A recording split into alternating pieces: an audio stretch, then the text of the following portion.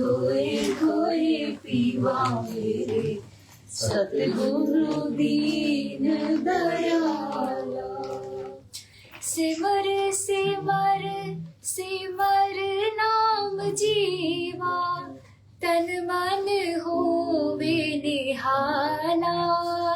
सिमर सिमर सिमर नाम जीवा तन मन होए निहाला।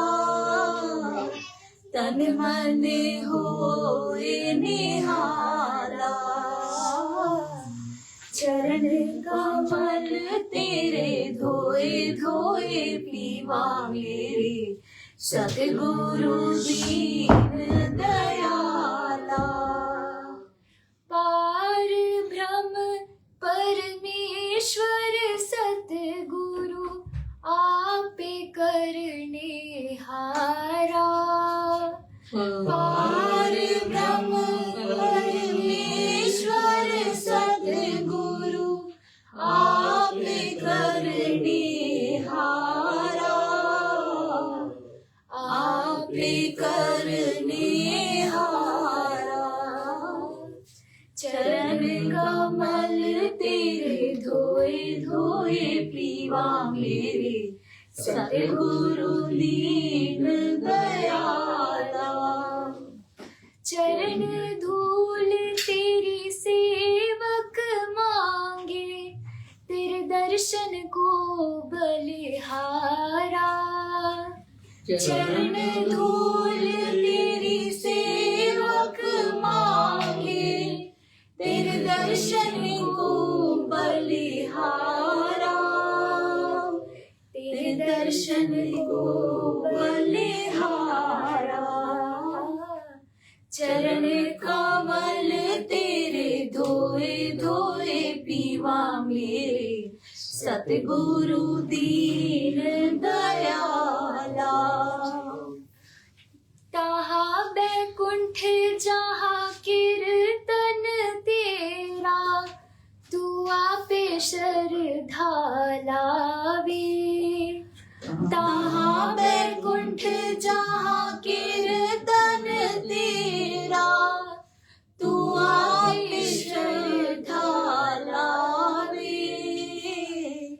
तू आपे श्रद्धा लावे। चरण कमल तेरे धोए धोए पीवा मेरे सतगुरु दीन दयाला। चरण कमल तेरे धोए धोए पीवा मेरे सतगुरु दीन दयाला। मेरे राम राय जो जो राखे त्यों त्यों रहिए। मेरे राम राय जो जो राखे त्यों त्यों रहिए। दुख पावे ता नाम जपावे सुख तेरा देता लइए। दुख पावे ता नाम जपावे सुख तेरा देता लइए। सुख तेरा देता लइए। चरण कमल तेरे धोए धोए पीवा मेरे सतगुरु दीन दयाला। चरण कमल तेरे धोए धोए पीवा मेरे सतगुरु दीन दयाला। जय गुरुदेव जय गुरुदेव। जय गुरुदेव जय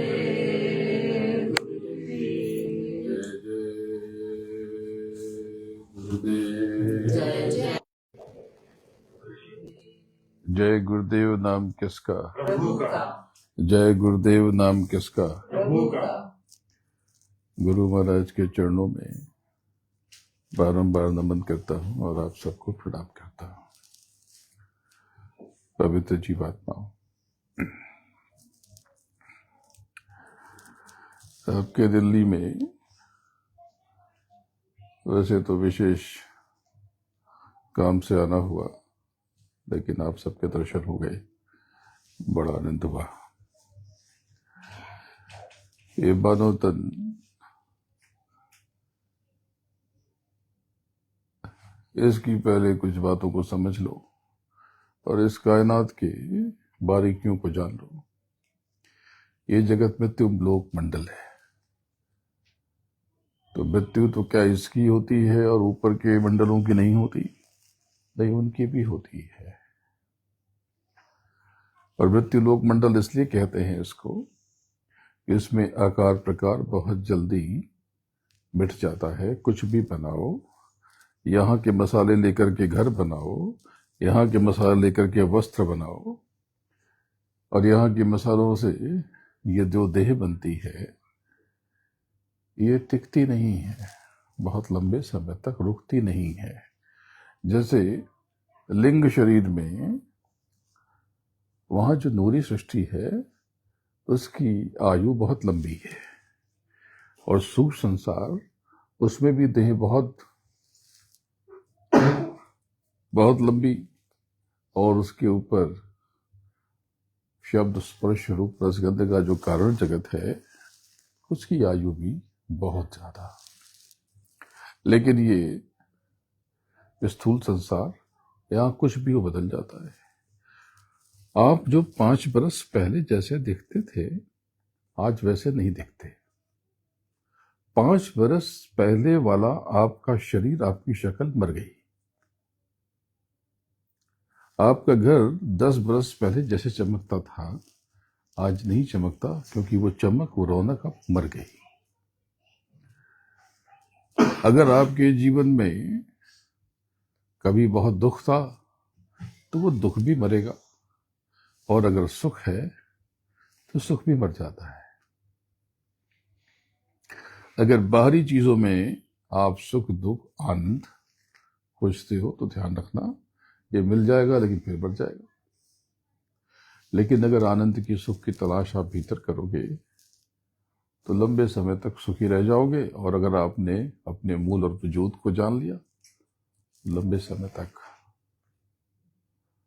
आप रह करके, अपने मालिक को पा करके आप अपने धाम, अपने घर लौट जाओगे। वो मालिक वो सिमरने से मिलता है। जो प्रार्थना आपने की वो अंतर में पुकारने से मिलता है। वो मालिक, वो शब्द स्वरूप है, वो प्रभु,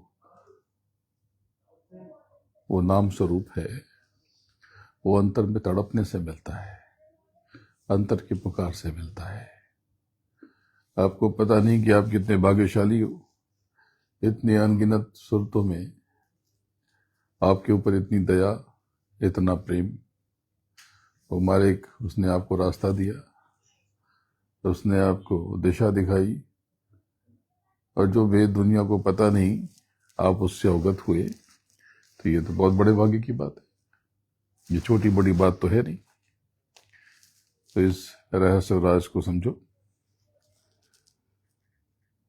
जीवन में सुचितालय क्या रखना, सच्चाई से रहना, संयम रखना,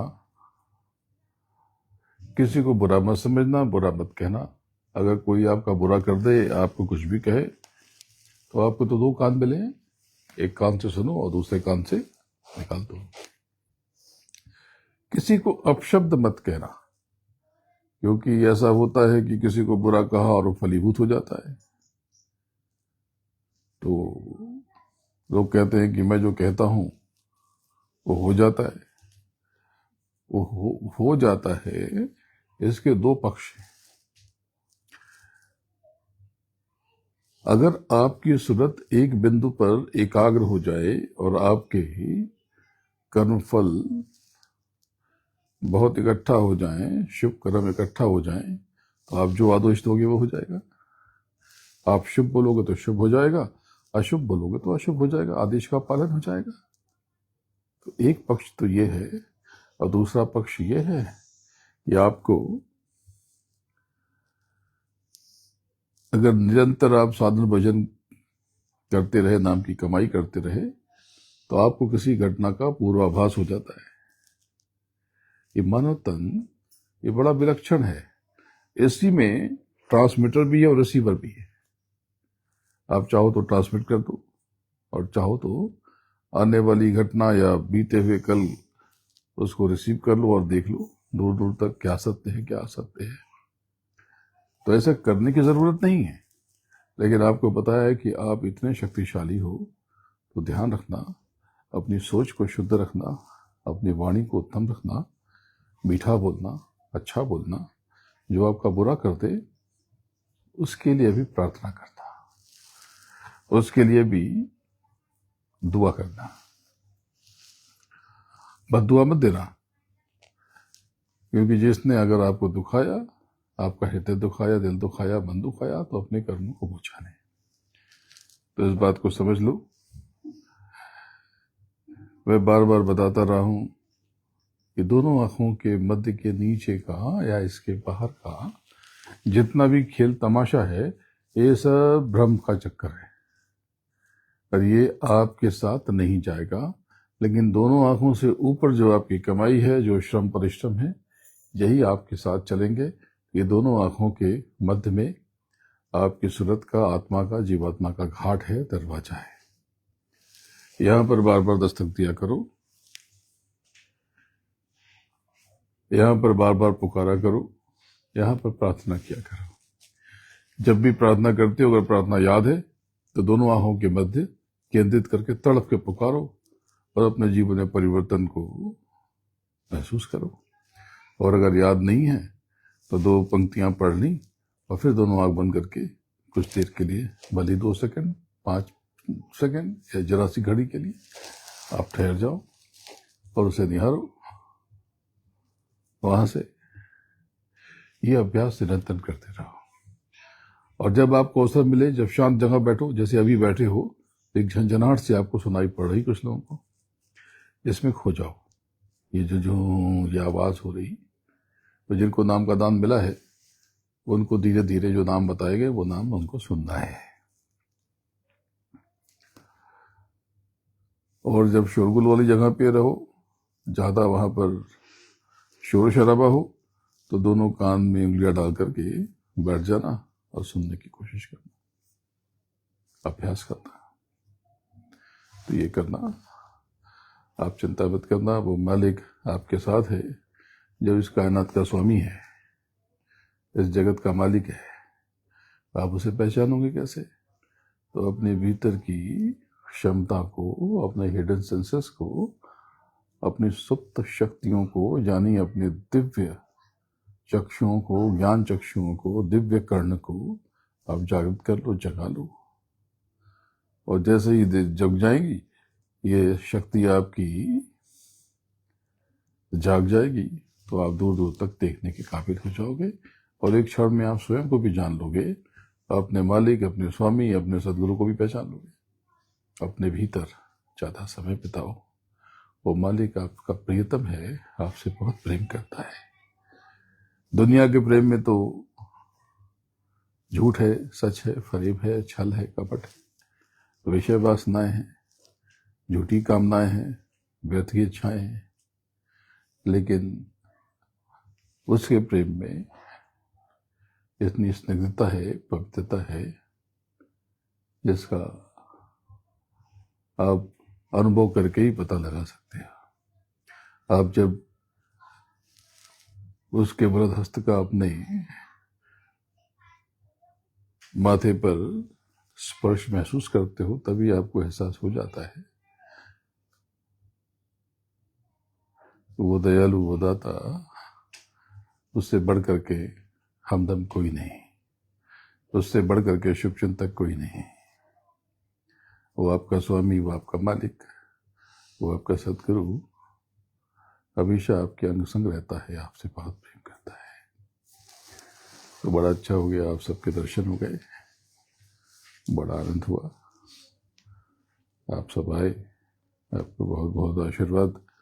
मैं भी 1-2 दिन हो, कोई सत्संग का कार्यक्रम यहाँ पर नहीं है। मैं एक विशेष प्रयोजन के लिए आया हूँ और यहाँ से लौट करके 1-2 दिन के बाद लौटूंगा। और फिर मैं लौटने के पश्चात मैं करीब 1.5 महीने से ऊपर और 2 महीने से कम, लगभग 50-55 दिन, 52-53 दिन के आसपास होता है, मैं विदेश यात्रा पर चला जाऊंगा और फिर लौट करके जुलाई पहले हफ्ते में लौटूंगा, आऊंगा। इस बार की गुरु पूर्णिमा का कार्यक्रम मुरादाबाद में 28 और 29, 27 को भी कुछ प्रेमी पहुंच जाएंगे तो शाम को सत्संग हो जाएगा। 28 को सुबह और शाम को, दिन में और संध्या को सत्संग होगा, ध्यान भजन पूरे दिन आप वहां पे करें और गुरु की, सदगुरु की अप्रतिम दया को महसूस करें। 29 को सुबह पूजन होगा और दिन में कार्यक्रम और शाम को छोटा सत्संग। तो उसके बाद ये कार्यक्रम पूर्ण और परिपूर्ण हो जाएगा। मैं भी 29 तारीख की रात में 6-7 बजे के बाद सत्संग के तुरंत पश्चात मैं भी रवाना हो जाऊंगा, क्योंकि 30 तारीख का कार्यक्रम मुंबई में, नवी मुंबई में गुरुधाम पर, तो उसके लिए मुझे पहुंचना पड़ेगा। तो मैं पूरी रात यात्रा करके वहां पहुंचूंगा। आप सबसे बहुत प्रेम करता हूं, बहुत याद करता हूं। आप सबका मंगल हो, आप इस जीवन को सार्थक करें। प्रणाम। बोलो जय गुरुदेव, जय जय गुरुदेव। जय गुरुदेव नाम किसका? जय गुरुदेव नाम किसका? गुरु महाराज के चरणों में नमन करता हूँ और आप सबको प्रणाम करता हूँ।